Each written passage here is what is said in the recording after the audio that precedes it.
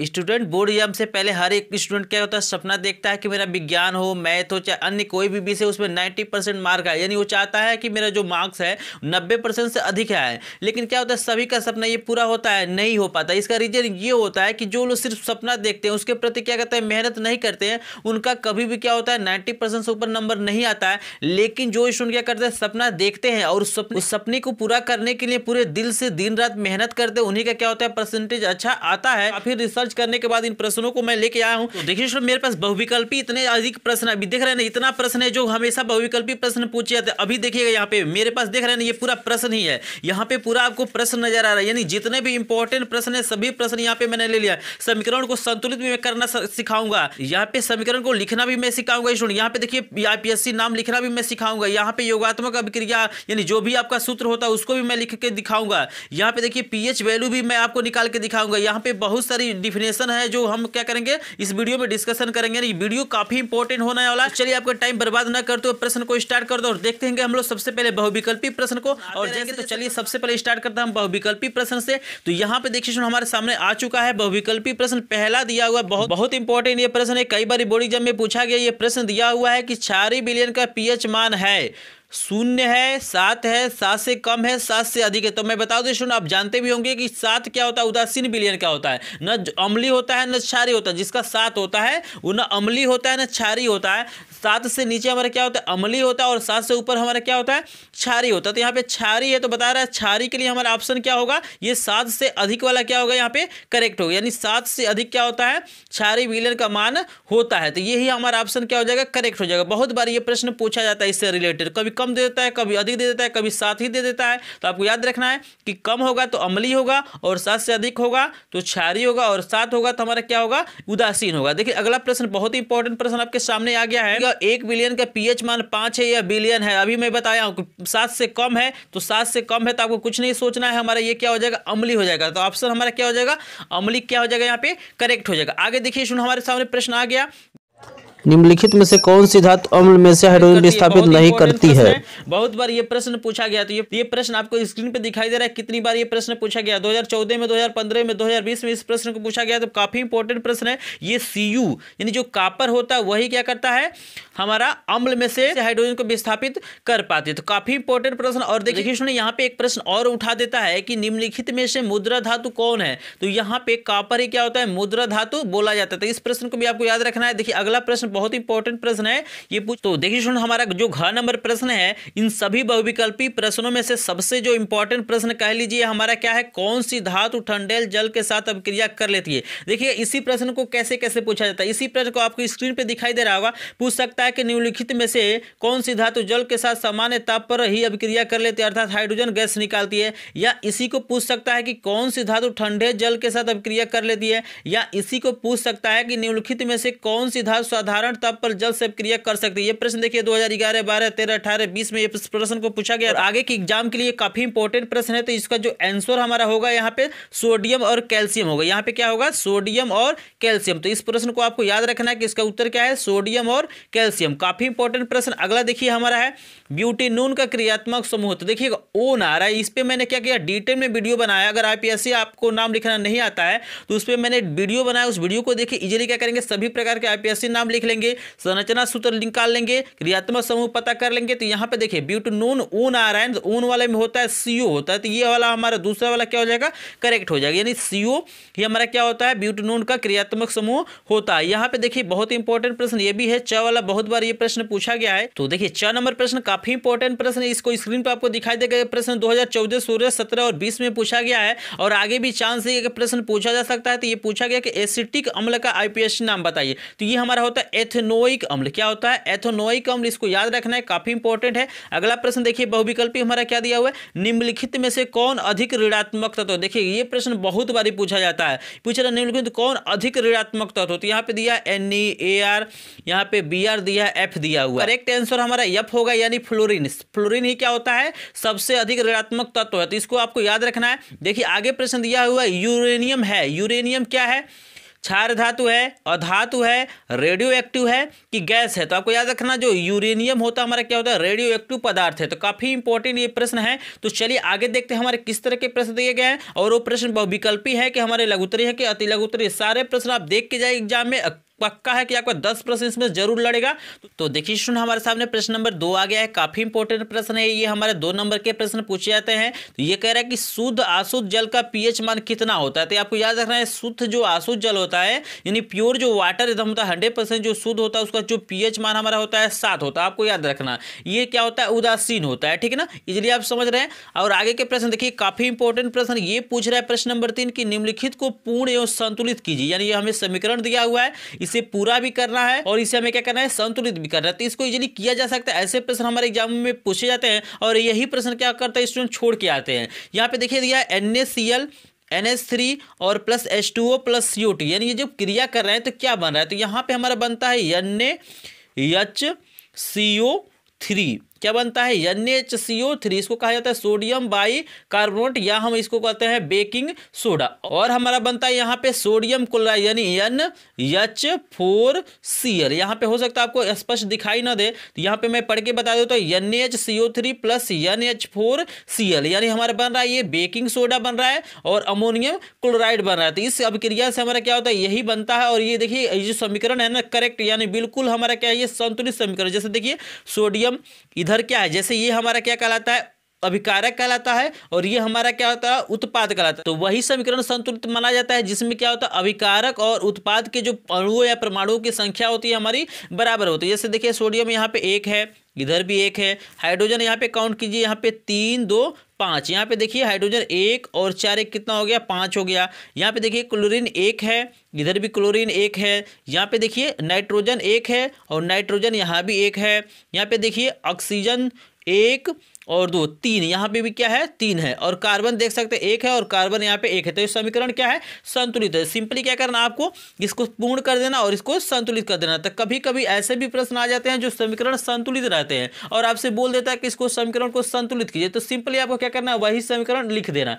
अगला दिया हुआ है कि कैल्शियम हाइड्रोक्साइड क्या करता है, जब क्लोरीन से क्रिया करता है तो क्या होता है। तो यहाँ पे जो हमारा बनता है CaOCl2 प्लस हमारा बनता है ये H2O, यानी CaOCl2 प्लस H2O। ये भी समीकरण आपका क्या है, संतुलित है, इजीली देख सकते हैं, इसमें कोई दिक्कत नहीं है। चलिए अगर किसी भी तरह का आपको दिक्कत होता है ना कमेंट सेक्शन में आप कमेंट करके पूछ लीजिए। ये जो उत्तर लिखा गया इसी के लिए लिखा गया था, लेकिन बेसिकली हमारे यहाँ पे कंप्लीट हो गया है।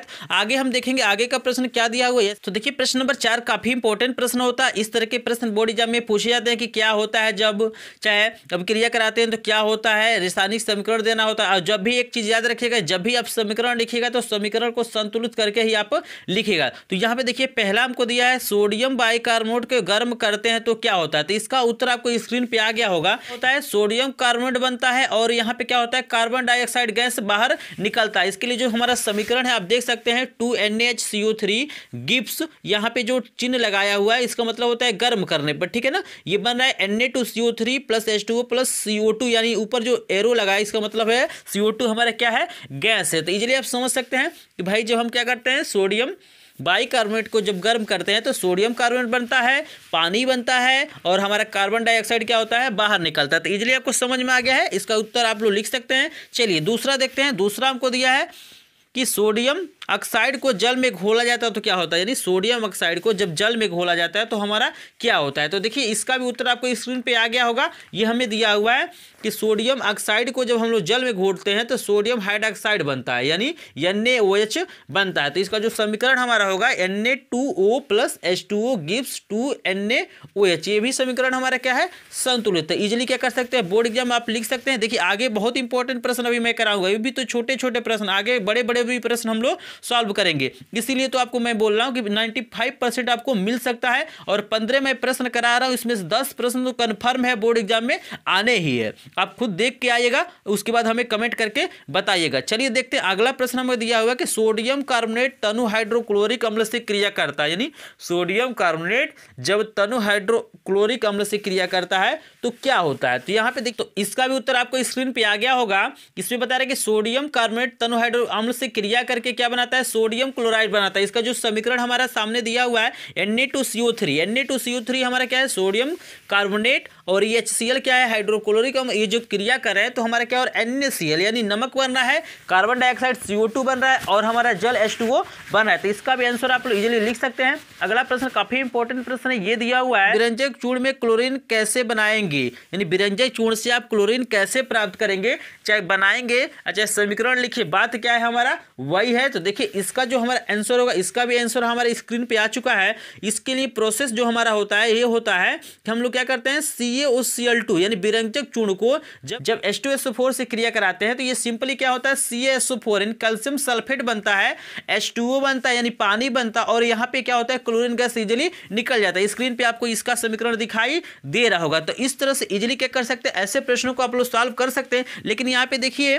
केमिस्ट्री में ये होता है कि कुछ चीज़ आपको समझना पड़ता है और कुछ चीज़ आपको क्या करना पड़ता है, याद करना पड़ता है। जैसे कुछ समीकरण आपको समझ में आ जाएंगे, इजीली समझ लेना है, लेकिन जैसे फार्मूला आप याद करते हैं ना मैथ के क्वेश्चन को सॉल्व करने के लिए, बिल्कुल उसी तरह से हमें क्या करना पड़ता है, केमिस्ट्री के कुछ सूत्रों को भी हमें याद करना पड़ता है, कुछ समीकरणों को भी याद करना पड़ता है। तो चलिए हम लोग देख चुके हैं प्रश्न नंबर 4 तक के प्रश्न। देखिए इस वीडियो में 15 प्रश्न कराऊं, अभी हम लोग 4 प्रश्न देखें, आगे बहुत इंपॉर्टेंट प्रश्न। अगर आप 90% से ऊपर नंबर पाना चाहते हैं तो इस वीडियो को लास्ट तक जरूर देखिए, क्योंकि केमिस्ट्री में सबसे अधिक बच्चों का नंबर कम होता है। इसीलिए मैं यहाँ पे कह रहा हूँ कि इंपॉर्टेंट क्वेश्चन, बहुत इंपॉर्टेंट प्रश्न, काफी रिसर्च करने के बाद इन प्रश्नों को सॉल्व कराया जा रहा है। तो चलिए हम देखते हैं प्रश्न नंबर 5 में क्या दिया हुआ है और उसे कैसे हम लोग सॉल्व करते हैं। देखिए इसमें हमारे सामने प्रश्न नंबर 5 आ गया है, काफी इंपॉर्टेंट प्रश्न है, बहुत बार ये प्रश्न पूछा जाता है। ये पूछ रहा है कि तेल एवं वसा युक्त खाद्य पदार्थों को नाइट्रोजन से प्रभावित क्यों किया जाता है। यानी आप देखे होंगे जो चिप्स वगैरह आता है, चाहे नमकीन वगैरह होता है, तो उसमें नाइट्रोजन गैस भरा रहता है। बहुत सारे लोग कहते हैं इसमें कंपनी वाला क्या किए, धोखा कर दिए, इसमें क्या किए, गैस भर के दे दिए। लेकिन ऐसा नहीं होता स्टूडेंट, उसको बचाने के लिए उसमें क्या किया जाता है, नाइट्रोजन गैस भरा जाता है, क्योंकि ये जल्दी क्या होता है, अभिक्रिया नहीं करता, और लंबे समय तक जो वसा युक्त तेल वाले पदार्थ होते हैं लंबे समय तक ये चलते हैं। ये नहीं कि हमको क्या करता है, थोड़ा सा उसमें डालता है, बहुत सारा हवा उसमें भर के देता है, ऐसा कुछ नहीं होता है, ठीक है। उसको बचाने के लिए ऐसा किया जाता है। तो देखिए इसका आंसर आपको स्क्रीन पे नजर आ जाएगा। यहाँ पे देखिए आंसर मैंने लिख दिया है ताकि आपको इजीली मैं समझा सकूं। यहाँ पे इसका उत्तर होगा कि तेल एवं वसा युक्त खाद्य पदार्थों को नाइट्रोजन से प्रभावित किया जाता है, क्योंकि ऐसा करने से खाद्य पदार्थ वायु में उपस्थित ऑक्सीजन से क्रिया करके ऑक्सीकृत नहीं होते। देखिए मेन जो कारण होता है कि ये क्या करते हैं, नाइट्रोजन जो गैस उसमें भरा जाता है, ये क्या करता है, ऑक्सीजन से क्रिया करके ऑक्सीकृत नहीं होता है, जिससे वे क्या होते हैं, लंबे समय तक सुरक्षित रहता है। ये थोड़ी ना, मान लीजिए अगर कोई चिप्स वगैरह, चाहे मान लीजिए नमकीन बनता है पैकेट वाला, तो तुरंत कंपनी से दुकानदार के पास नहीं चला जाता है, उससे क्या होता है, आने में बहुत समय लगता है। तो ये बताइए कंपनी से मान लीजिए आपके होलसेलर लेके जाता है, वहाँ से बहुत सारे लोग डिस्ट्रीब्यूट होता है, तब जाके हमारे पास वो पहुंचता है। तो इतने समय में क्या होता है, वो खराब ना हो, इसी से बचाने के लिए क्या किया जाता है, उसमें नाइट्रोजन गैस को भरा जाता है। तो इसका आंसर आपको स्क्रीन पे दिखाई दे रहा है, इजीली क्या कर सकते हैं आप स्क्रीनशॉट ले सकते हैं। कह रहा है इस प्रकार खाद्य पदार्थों को लंबे समय तक सुरक्षित रखा जा सकता है। तो ऐसे भी सिंपली प्रश्न पूछ जाता है कि चिप्स या नमकीन के पैकेट में क्या क्या नाइट्रोजन गैस क्यों भरा जाता है, बात क्या है वही है। और एक और रीजन देखिएगा, इसी के प्रश्न को कैसे पूछा जाता है, आपसे पूछ जाता है कि विकृति गंधता से आप क्या समझते हैं। तो देखिएगा विकृति गंधता का मतलब होता है कि जो वसा युक्त पदार्थ होते हैं, जैसे चिप्स हो गया, नमकीन हो गया, तो लंबे समय तक क्या करते हैं, रख देते हैं, वैसे ही तो क्या होता है, उनमें से गंध आने लगती है, तो उसी को हम लोग क्या कहते हैं, विकृति गंधता। और इसी को दूर करने के लिए हम लोग क्या करते हैं, उस पैकेट में नाइट्रोजन गैस को भरते हैं। तो इजीली समझ गए। तो काफी इंपॉर्टेंट प्रश्न है, बहुत सारे प्रश्न आपसे पूछे जाते हैं इससे रिलेटेड। चलिए देखते हैं अगला प्रश्न क्या है।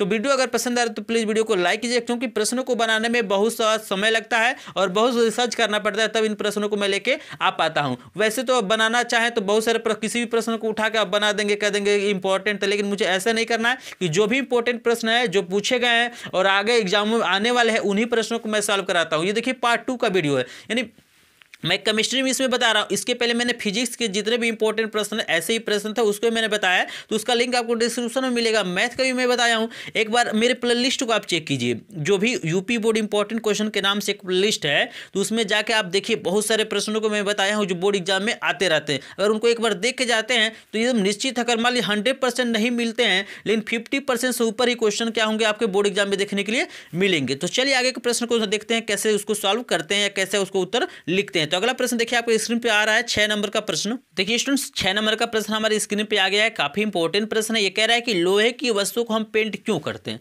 इसका उत्तर लमसम सभी को पता होगा कि लोहे की वस्तु को हम लोग पेंट क्यों करते हैं। इसका कारण ये होता है कि ये क्या होता है, बहुत जल्दी उसमें जंग लग जाता है। और जंग भाई क्यों लगता है, तो क्या करता है, वायु में जो उपस्थित ऑक्सीजन है और जो नमी होता है उससे क्रिया करके क्या होता है, वो जंग लग जाता है, जिसके कारण लोहे की वस्तु बहुत जल्दी खराब होती हैं। तो हम पेंट कर देते हो तो जल्दी क्या होता है, अब क्रिया नहीं कर पाता है, नमी उस पर नहीं पहुंच। इसका उत्तर लिखा गया है कि लोहे की वस्तुओं पर पेंट करने से उसकी अभिक्रिया वायु में उपस्थित नमी और ऑक्सीजन से नहीं हो पाती है। वही बात जो मैं आपको बताया हूं, ये क्या करता है, नमी और ऑक्सीजन से क्रिया नहीं कर पाता है और वह जंग लगने से क्या होता है, बच जाता है। लेकिन देखिएगा ये नहीं कि पेंट आप कर देंगे तो हमेशा के लिए सुरक्षित हो जाएगा, ऐसा भी नहीं है। धीरे धीरे करके वो भी उसका भी क्या होता है, पतन यानी क्षय हो जाता है, वो भी क्या होता है, नष्ट हो जाता है। ऐसा नहीं कि एक बार पेंट कर देंगे तो हजारों साल 2000 साल तक चलेगा, ऐसा नहीं। अगर ये होता है कि कुछ समय के लिए क्या होती है, वो चलती है, फिर क्या होता है, धीरे धीरे उसमें जंग लग जाता है। देखिए बहुत इंपॉर्टेंट प्रश्न आपके सामने मैं यहाँ पे बताऊंगा कि पीएच वैल्यू कैसे निकाला जाता है।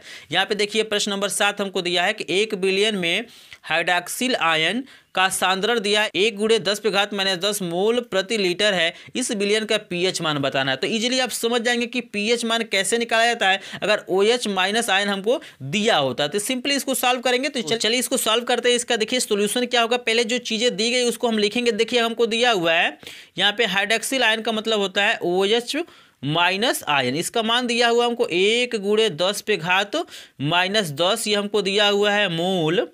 जैसे सांद्रता का मात्रक हमारा होता है मोल प्रति लीटर, तो इजीली आपको लिख लेना है। लेकिन यहाँ पे देखिएगा इसके लिए जो हमारा फार्मूला होता है यानी पीएच वैल्यू निकालने के लिए फार्मूला हमारा पीएच बराबर होता है स्टूडेंट माइनस लॉग यहाँ पे 10, यहाँ पे बेस 10 होता है, यहाँ पे जो हमारा घात होता है हमारा होता है H प्लस आयन, यानी हमारा फार्मूला होता है minus log H plus ion. यहाँ पे बेस हमेशा 10 रहता है, आपको याद रखना है। लेकिन यहाँ पे देखिए हमारे पास तो यहाँ पे H प्लस आयन दिया है फार्मूले में, लेकिन हमारे पास तो है OH माइनस आयन। तो इसको कैसे सॉल्व करेंगे, इजीली सॉल्व करेंगे। हमें क्या करना पड़ेगा, H प्लस आयन यानी हाइड्रोजन आयन सांद्रता को ज्ञात करना पड़ेगा। तो कैसे ज्ञात करेंगे, तो यहाँ पे देखिएगा इसके लिए एक हमारा फार्मूला होता है कि हमारा होता है कि H plus ion into OH minus ion equal to हमारा होता है 10⁻⁻14। ये हमारा क्या होता है, फार्मूला होता है। इसका क्या होता है, गुण होता है। तो यहाँ पे सिंपली हमें क्या करना है, इस फार्मूले में वैल्यू को पुट करना है। जैसे देखिए OH की वैल्यू दी गई है ना, OH माइनस आयन की वैल्यू दी गई है, तो यहाँ पे पुट करना है और यहाँ पे पक्षांतर करना है। तो H प्लस आयन की यहाँ पे सांद्रता निकल जाएगी। तो यहाँ पे देखिए यहाँ पे लिखेंगे H प्लस आयन यानी हाइड्रोजन आयन सांद्रता इसको बोला जाता है, ठीक है ना, गुड़े यहाँ पे OH की वैल्यू कितना दी गई, देखिए 1 से गुणा करेंगे तो बात तो वही है। तो सिंपली हम लिख लेते हैं 10⁻⁻10 बराबर 10⁻⁻14। यहाँ पे इजीली देख सकते हैं, यहाँ पे हो जाएगा सिंपली H प्लस आयन यानी 10⁻⁻14 बटा ये गुड़ा इधर जाएगा तो भाग हो जाएगा 10⁻⁻10। यहाँ तक इजीली समझ रहे हैं, यहाँ तक किसी को कोई दिक्कत नहीं है। अब देखिएगा ये माइनस है ना, जब ऊपर करेंगे तो ये प्लस हो जाएगा। देखिएगा कैसे, यहाँ पे लिखेंगे हाइड्रोजन आयन सांद्रता बराबर 10⁻⁻14 और ऊपर जाएगा तो प्लस होगा। यहाँ पे प्लस का क्या हो जाएगा आपका 10। जैसे आप जानते होंगे फार्मूला हमारा पास होता है A पर m गुड़े A पर n बराबर हमारे पास होता है A पर m प्लस n। जैसे ये माइनस है ना, ऊपर जाएगा तो प्लस हो जाएगा, यानी 10⁻⁻14 गुड़े 10⁻+10 और यहाँ पे इस फार्मूले के द्वारा इजीली लिखेंगे -14 + 10 और 14 में से जब 10 घटाएंगे, चूंकि हम बड़े का चिन्ह लिखते हैं बड़े अंक का, तो यहाँ पे हो जाएगा H plus ion equal to हो जाएगा 10 पे घात हमारा क्या हो जाएगा, यहाँ पे 14 में से 10 घटाएंगे तो -4। तो ये हमारा हो जाएगा मोल प्रति लीटर में, क्या हो जाएगा मोल प्रति लीटर। आप इजीली लिख लीजिएगा इसको मोल प्रति लीटर। यहाँ तक समझ रहे हैं। अब देखिएगा जब हमारे पास ये वैल्यू निकल गया तो यहाँ पे सिंपली हमें फार्मूला में भरना है और इजीली हमारे पास क्या हो जाएगा, आंसर आ जाएगा। तो यहाँ पे चलिए इसको आगे सॉल्व करते हैं। तो यहाँ पे लिखते हैं पीएच बराबर फार्मूला लिखेंगे माइनस लॉग, यहाँ पे 10 लिख लेना आपको, यहाँ पे लिख लेना H प्लस आयन। इजीली समझ रहे हैं। यहाँ पे देखिए पीएच बराबर हो जाएगा माइनस लॉग, यहाँ पे 10 तो रहेगा ही, इसके ऊपर हो जाएगा 10 पे पावर कितना आया है, ये H प्लस आयन सांद्रता आया 10 पे घात -4, तो इसको लिख लेना है। और ये देखिएगा ये ऊपर है ना तो आगे चलाता है, इसके लिए फार्मूला होता है यानी पीएच बराबर हो जाएगा, ये जो घात है यहाँ पे लगा हुआ ये आगे चलाएगा, तो ये हमारा सिंपली हो जाएगा pH बराबर, ये माइनस तो पहले से है, यहाँ पे -4 हो जाएगा और ये हमारा हो जाएगा log 10 पे घात 10। और इसका जो वैल्यू होता है आपको याद रखना है, ये जो वैल्यू होता है log a पर a का जो मान हमारा होता है 1 होता है, आपको याद रखना है। यानी बेस भी सेम हो और पावर भी सेम हो, यानी आधार भी बराबर हो और घात भी बराबर हो, तो उसका मान क्या होता है, अगर log लिखा हुआ है तो 1 होता है, तो ये जो वैल्यू है 1 हो जाएगा। यानी pH बराबर यहाँ पे हो जाएगा माइनस माइनस प्लस 4 गुणे 1, यानी हो जाएगा हमारा 4, यानी इसकी जो pH वैल्यू हो जाएगी हमारी 4 हो जाएगी। तो इसका एक बार स्क्रीनशॉट ले लीजिए ताकि आपको भविष्य में ये प्रश्न अगर आ जाए तो आपको काम आ सके। तो यहाँ पे मैं पूरा यहाँ पे एक बार दिखाने की कोशिश करता हूँ। एक बार यहाँ तक का आप स्क्रीनशॉट लीजिए, फिर जो नीचे बचा हुआ है इस पार्ट का भी आप क्या कीजिए, स्क्रीनशॉट ले लीजिए। अगर ये प्रश्न समझ में आ गया तो प्लीज़ वीडियो को लाइक कीजिएगा और इस वीडियो में बने रहिएगा, क्योंकि ऐसे प्रश्न बहुत इंपॉर्टेंट प्रश्न इस वीडियो में मैं सॉल्व आपको कराऊंगा। तो चलिए देखते हैं आगे कौन सा प्रश्न है और कैसे उसको हम लोग उत्तर लिखते हैं, चाहे उसको कैसे सॉल्व करते हैं। तो देखिए स्टूडेंट, हमारे सामने प्रश्न नंबर 8 भी आ गया है। काफ़ी इंपॉर्टेंट प्रश्न है, बहुत बार एग्जाम में पूछा गया है, इसको देख सकते हैं। ये प्रश्न हमसे पूछा गया है 2014 में पूछा गया है, 15 में पूछा गया है, 16 में पूछा गया है और आगे भी चांस है कि ये प्रश्न पूछा जाए। तो यहाँ पे पूछा जा रहा है कि धावन सोडा का रासायनिक नाम और अणुसूत्र लिखिए। तो धावन सोडा वही होता है वॉशिंग सोडा, जिसको हम लोग सिंपली कहते हैं। जो इसका रासायनिक हमारा अणुसूत्र होता है हमारा होता है Na2CO3। क्या होता है, Na2CO3 इंटू 10H2, आपको याद रखना है। और इसका जो रासायनिक नाम हमारा होता है सोडियम कार्बोनेट। क्या होता है, सोडियम, यहाँ पे लिखेंगे सोडियम, यहाँ पे लिख लेंगे कार्बोनेट। तो यही क्या होता है, इसका रासायनिक नाम होता है, ठीक है ना। Na2CO3 इंटू 10H2 इसका रासायनिक अणुसूत्र हो गया, चाहे अणुसूत्र बोल सकते हैं, और रासायनिक नाम इसका क्या हो जाएगा, सोडियम कार्बोनेट। इसको आपको सिंपली याद रखना है। और चलिए देखते हैं आगे कौन सा प्रश्न है। तो आगे बहुत इंपॉर्टेंट प्रश्न है, ये पूछा जा रहा है कि कॉपर के 2 प्रमुख अयस्कों के नाम एवं सूत्र लिखिए। ये देखिए प्रश्न बहुत बारी पूछा गया है और इसको किस किस तरह से पूछा गया है आपको स्क्रीन पर नजर आ रहा होगा कि इस प्रश्न को किस किस तरह से पूछा जाता है। तो यहाँ पे सिंपली आप देख सकते हैं आप स्क्रीन पे कि इस प्रश्न को कैसे कैसे पूछा गया है। यहाँ पे पूछा गया है, देखिए 2011, 13, 15 और 17 और 18 में पूछा गया कि कॉपर के 2 प्रमुख अयस्कों के नाम एवं सूत्र लिखिए। फिर देखिए 14 और 16 में पूछा गया कॉपर के 2 सल्फाइड अयस्कों के नाम एवं सूत्र लिखिए। फिर पूछा गया कॉपर के 1 अयस्क का नाम तथा सूत्र लिखिए। यानी कहने का मतलब यह है जो प्रश्न है काफ़ी इंपॉर्टेंट प्रश्न है। तो यहाँ पे मैं बता दूँ कि यहाँ पे जो सल्फाइड हमारा अयस्क हो जाएगा, जैसे आपको स्क्रीन पे भी इसका उत्तर नजर आ रहा होगा, तो चलिए स्क्रीन से ही लिख लीजिए आप। इसका उत्तर आप लोग लिख सकते हैं। सल्फाइड अयस्क का नाम कॉपर ग्लांस है, जिसका सूत्र होता है CO2S एवं, और दूसरा जो हमारा सल्फाइड अयस्क है कॉपर पैराइट है, जिसका हमारा अणुसूत्र होता है CuFeS2, ठीक है ना। और ऑक्साइड अयस्क जो हमारा होता है क्यूप्राइट होता है, जिसका अणुसूत्र होता है CO2O, ठीक है ना। इजीली यहाँ से देख के आप आंसर लिख सकते हैं और काफ़ी इंपॉर्टेंट प्रश्न है, एग्जाम में जाने से पहले इसको जरूर देख के जाइएगा। तो चलिए आगे हम लोग देखते हैं। काफी इंपॉर्टेंट प्रश्न और है कि एल्कीन श्रेणी का सामान्य सूत्र लिखिए। देखिएगा यहाँ पे 3 चीजें होती हैं, एक एल्केन है, एक एल्कीन है और एक एल्काइन है। तो मैं तीनों को यहाँ पे बता दूंगा। तो सबसे पहले मैं एल्कीन का बता दूं। तो एल्कीन का होता है CnH2n, ये होता है एल्कीन के लिए सामान्य सूत्र। इस पे मैंने डिटेल में वीडियो बनाया है। जब IPSC नाम मैंने लिखना बताया था, उस वीडियो का लिंक आपको डिस्क्रिप्शन में मिलेगा। तो वहाँ पे मैंने इसके बारे में डिटेल में बताया कि कैसे यहाँ पे सूत्र बनता है, कैसे हम लोग लिखते हैं CH4 कैसे लिखते हैं, C2H2 कैसे लिखते हैं। तो सारी चीज़ें वहाँ पे डिटेल में मैंने बताया, तो उस वीडियो को आप जरूर देखिएगा। तो ये हमारा होता है एल्कीन का। यहाँ पे देखिए एल्केन के लिए होता है CnH2n+2, ये हमारा होता है एल्केन के लिए, ये हो जाएगा एल्कीन के लिए। और एल्काइन के लिए यहाँ पे प्लस की जगह पे माइनस हो जाता है, यानी CnH2n-2। आपको याद रखना एल्केन के लिए क्या है, CnH2n+2, एल्कीन के यहाँ पे 2 हट जाएगा और एल्काइन में यहाँ पे प्लस की जगह पे क्या हो जाएगा, माइनस हो जाएगा। तो यही क्या हो जाएगा, इसका आंसर हो जाएगा। तो आपको स्क्रीन पे दिखाई दे रहा होगा कि ये प्रश्न कितनी बार पूछा गया है, तो इसीलिए मैं यहाँ पे बता देता हूँ। काफी इंपॉर्टेंट ये प्रश्न है। जैसे कि आप देख सकते हैं यहाँ पे अगला जो प्रश्न हमारा आ रहा है वो भी काफी इंपॉर्टेंट प्रश्न है। ये कुछ 11 हमारे सामने आ गया है। ये प्रश्न पूछा रहा है कि योगात्मक अभिक्रिया को उदाहरण देकर समझाइए। आपको स्क्रीन पर मैं दिखा रहा हूँ, देखिए इस प्रश्न को कितने तरह से पूछा जाता है।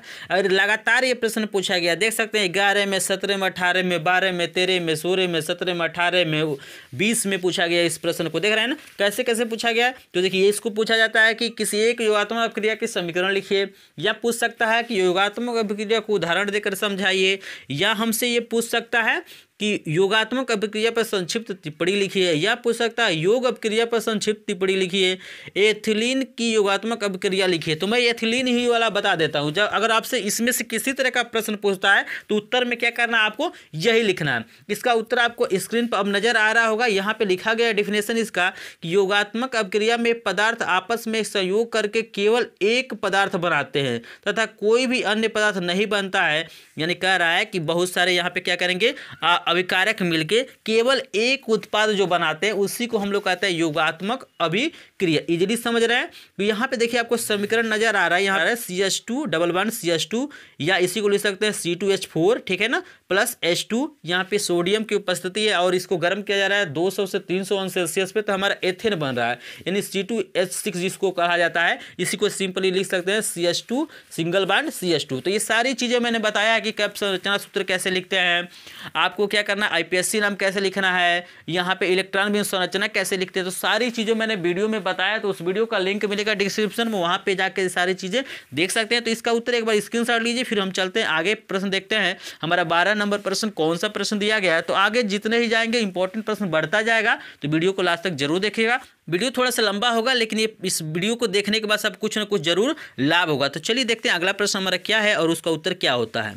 तो देखिए हमारे सामने 12 नंबर का प्रश्न आ गया है, 13 नंबर का प्रश्न है, 14 नंबर भी हल्का हल्का आपको दिखाई दे रहा है। तो देखिए 12 नंबर प्रश्न काफ़ी इंपॉर्टेंट प्रश्न है। ये प्रश्न देखिए लगातार पूछा गया, 2012 में, 13 में, 14 में, 16 में और 20 में पूछा गया है। प्रश्न कह रहा है आप निम्नलिखित परिवर्तन किस प्रकार करेंगे, केवल रासायनिक समीकरण दीजिए। तो बता रहा है कि एसिटिक अम्ल से हमें मेथिन बनाना है। तो यहाँ पे आपको स्क्रीन पे इसका उत्तर भी नजर आ जाएगा, यहाँ से आप आंसर लिख सकते हैं। यहाँ पे बता रहा है कि हम जब क्या करते हैं, यानी CH3COOH यानी एसिटिक अम्ल की क्रिया हम क्या करते हैं, जब NaOH से करते हैं, यानी सोडियम हाइड्रोक्साइड से करते हैं, तो वहाँ पे हमें बनता है सोडियम एसीटेट बनता है और यहाँ पे जल बनता है, ठीक है ना। फिर से हमें क्या करना, देखिए यहाँ पे जो समीकरण होता है ना, ये 2 प्रोसेस में कंप्लीट होता है। पहला तो हमारा सोडियम एसीटेट बन गया। अब जब इस सोडियम एसीटेट की क्रिया फिर NaOH से जब कराते हैं, यहाँ पे देखिए सोडियम एसीटेट का जो हमारा फार्मूला होता है CH3COONA होता है। अब इसकी क्रिया हमें क्या करना है, फिर से कहाँ कराना है, NaOH से कराना। और किसकी उपस्थिति में कराना है, तो कैल्शियम ऑक्साइड की उपस्थिति में क्या करना है, इसकी कराना है, यानी गर्म करना है।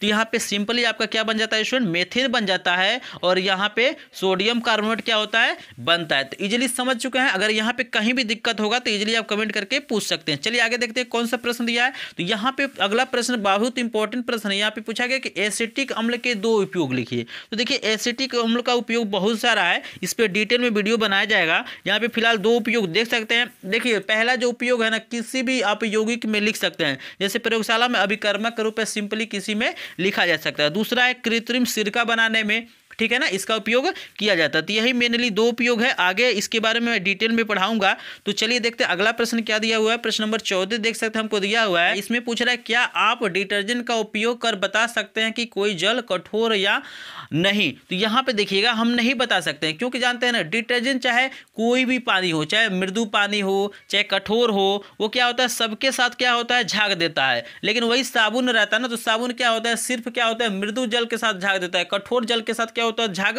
नहीं देता। तो डिटर्जेंट के उपयोग से हम नहीं बता सकते। अगर हम साबुन का उपयोग करें तो वहां पे सिंपली बता सकते हैं। तो इसका भी आंसर आप लोग समझ गए। देखिए लास्ट प्रश्न काफी इंपॉर्टेंट प्रश्न है। आप स्क्रीन पे दिखाई दे रहा होगा कि ये प्रश्न कितनी बार पूछा गया है, इसमें पूछा जा रहा है। देखिए 15 नंबर प्रश्न काफी इंपॉर्टेंट प्रश्न, ये बहुत बार पूछा गया। स्क्रीन पे आपको दिखाई दे रहा है, ये 2013, 16, 19 और 20 में लगातार इस प्रश्न को पूछ लिया गया। तो काफी इंपॉर्टेंट ये पूछ रहा है कि CH3COOH का IPSC नाम क्या है। इसको हम लोग एसिटिक अम्ल बोलते हैं। इसको क्या बोलते हैं, एसिटिक अम्ल। लेकिन देखिए जो इसका IPSC नाम होगा हमारा होगा एथेनोइक अम्ल होगा। क्या होगा, एथेनोइक अम्ल। तो यही क्या था, हमारा 15 प्रश्न थे। तो मुझे आशा है ये 15 प्रश्न आपको समझ में आ गए होंगे। और अगर मेहनत करते हैं, आप मेरे साथ क्या करते हैं, मेरे वीडियो को देख के आप कुछ सीखते हैं, तो प्लीज इस वीडियो को लाइक कीजिएगा। अगर चैनल पे नए हो चैनल को सब्सक्राइब कीजिएगा। यहाँ पे 2 वीडियो और यहाँ पे नजर आ रहा होगा, इस वीडियो को देखिए, काफी अच्छे नंबर आप पा सकते हैं। 95% से ऊपर नंबर आप पा सकते हैं। बस मेरे साथ बने रहिए। मिलते हैं किसी और नए वीडियो में, तब तक के लिए आपका धन्यवाद।